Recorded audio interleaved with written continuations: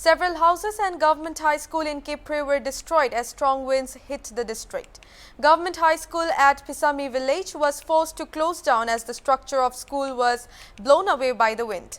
According to information received, about 15 houses were damaged and a family of 10 members were rendered homeless. Strong wind was accompanied by rain in the wee hours for 3 hours consecutively between 2 a.m. to 5 a.m.